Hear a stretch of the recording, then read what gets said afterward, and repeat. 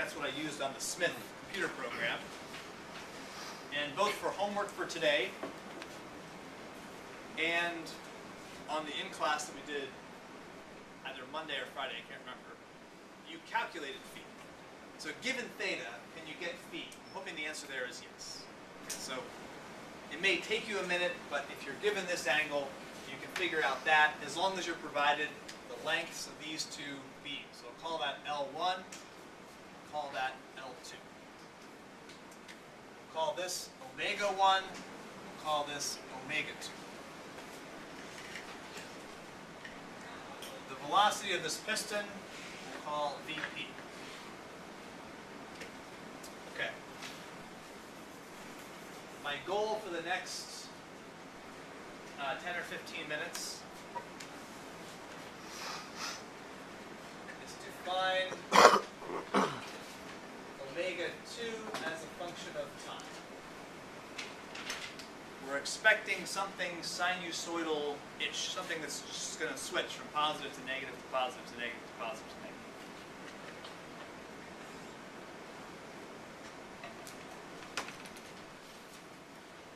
All right, to start, we'll use the tools that we developed over the last week when looking at this problem. One of those critical tools was to say the velocity of point P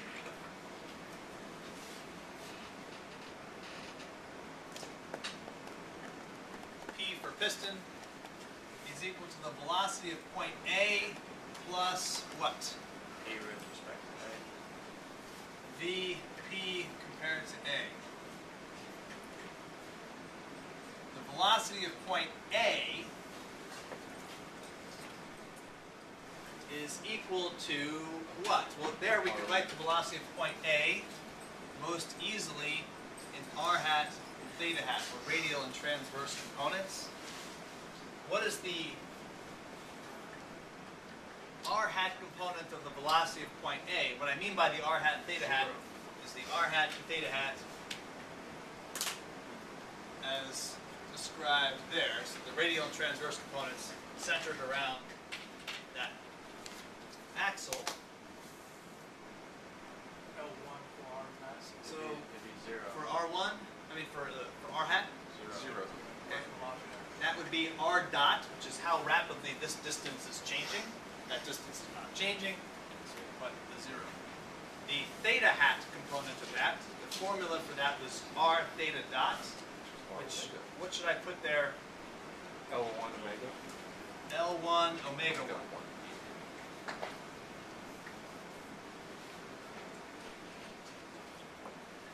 Okay, so the velocity of point P is equal to L1 omega 1 theta hat plus the velocity of P compared to A. Velocity of point P compared to point A, we can get r hat theta hat. We'll use a different r hat and theta hat coordinate system. So here I'll make point A the center of my universe. Point A is the center. I want to find the velocity of point P compared to that. So I'll use a different r hat theta hat coordinate system. If I do that, I can write out the velocity we get. What's the r hat component for that? 0. 0. And what's the theta hat component for that? L2 W omega 2. Good. L2 omega 2.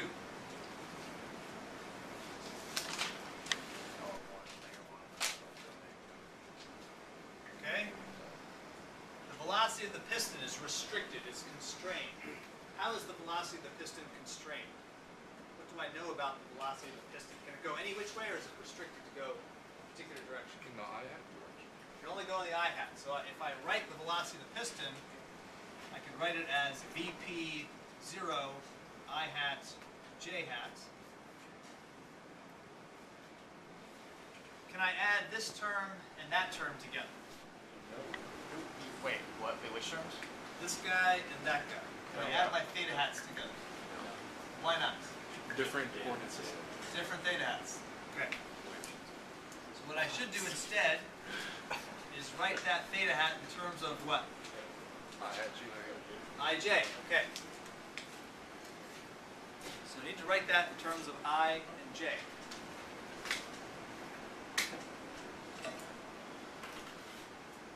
Okay, this angle has been called theta. So if I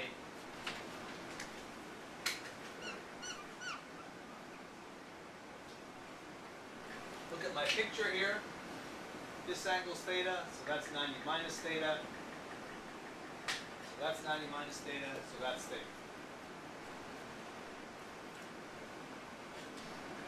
So I'm going to take this theta hat direction and write it in I hat and j hat components.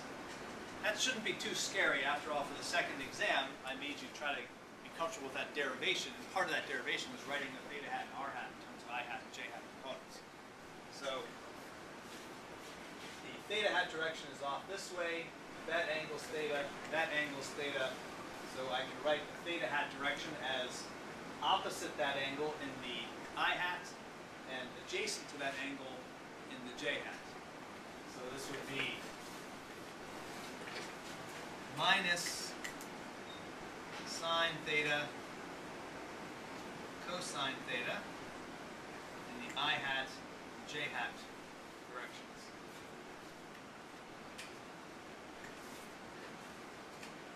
Plus L2 omega 2, and I need to take my second theta hat and do the same thing. So my second theta hat, see that's this guy here. What is this angle right there? Is it phi or is it 90 minus phi? Those are kind of your options there. That's phi. Phi. That's phi all day. So that's phi, that's 90 minus phi, and that's got to be a right angle because the theta hat is always perpendicular to your r hat. So that's got to be phi right there.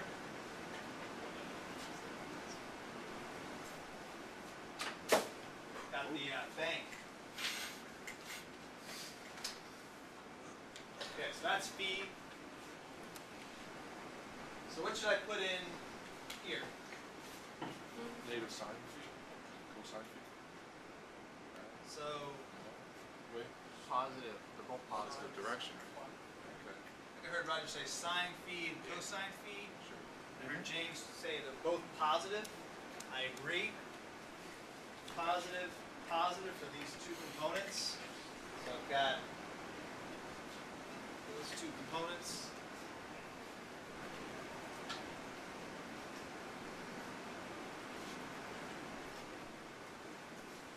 Now I've got this relationship down here. Let me take this. It's now all in I hat and j hat. That's good. Which means I can start setting stuff equal to each other. I'm going to look at the second row. 0 equals L1 omega 1 cosine theta plus L2 omega 2 cosine phi. So here I have a relationship down here. So I'll write that second row up here.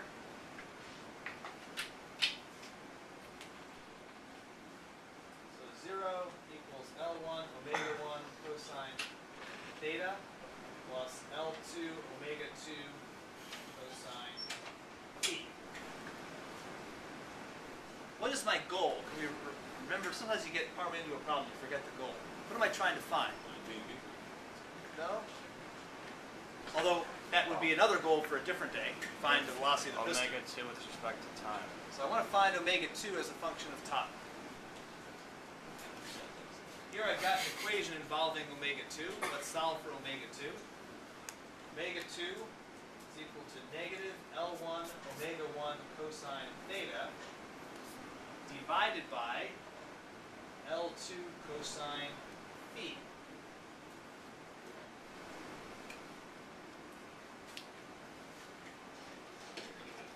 Is theta changing with time? Yes. James says yes. What do the rest of you think? I concur. Okay. Can I write theta as a function of t? Yeah. One question. Thank you. Yes. So omega. Oh boy, all my markers. Well, isn't omega just theta dot? So then, omega omega is theta dot. So the integral of that would be And is omega 1 a constant or not? yes. Yes. Okay, so omega 1 is d theta dt. Omega 1 is a constant. So when I integrate both sides, the omega 1 can come outside. So I got omega 1t is equal to my change in angle. So if I started this all off with an initial angle of 0, so this is theta minus theta initial. If I just decide I'm going to call my initial angle 0, then my theta would be omega 1 times t. Okay, so I can replace my theta in this equation with an omega 1 times t, which is making this look kind of cosine-ish, but there's a problem. This would be just a cosine function if phi were a constant. Is the angle phi, which is this guy, is phi changing with time? Yeah. Yeah. Yes. So this is also going to have some time dependence in it. And when I write this time dependence, then I'll get this big ugly mess, which will tell me what the function actually is. So I need to find phi as a function of time. To do that, I can write phi in terms of theta. If I can get phi in terms of theta, I know theta in terms of time. So we need to get phi in terms of theta. We've got about 2 minutes here. So, and you already did this once already. So this is actually the part I think that's the least confusing, because you've done this twice already. Just finding theta or phi in terms of theta. Okay. What was your approach? I know some of you did like a, or how many of you cut this into 2 triangles as your approach? Okay. How many of you use law of sines or law of cosines? Nobody. Okay.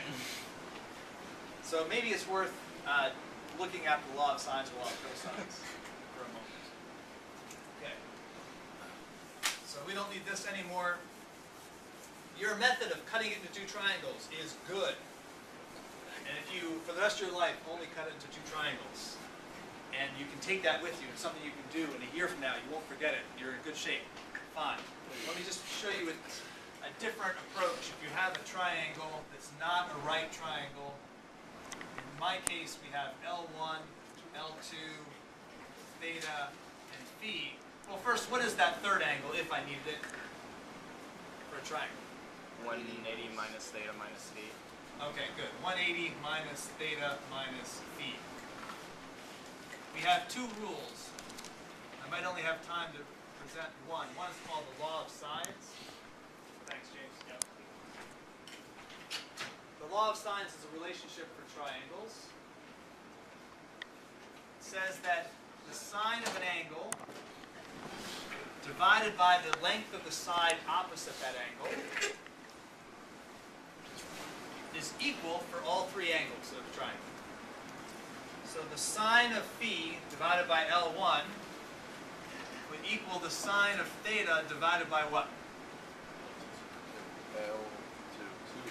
L2.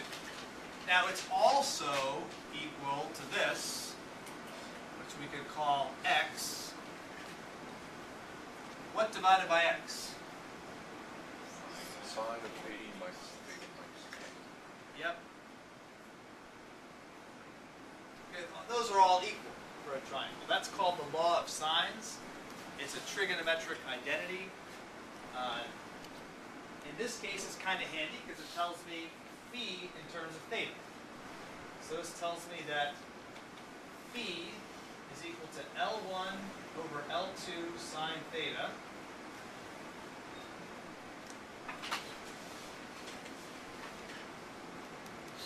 Inverse sine, right?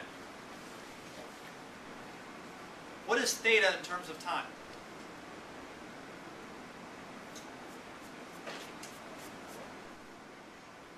Omega 1. That. T. Theta. Omega 1 Okay. Omega 1 times t. So I got phi is equal to that with an omega 1 times t. I plug this in for phi, Damn. And my function for omega 2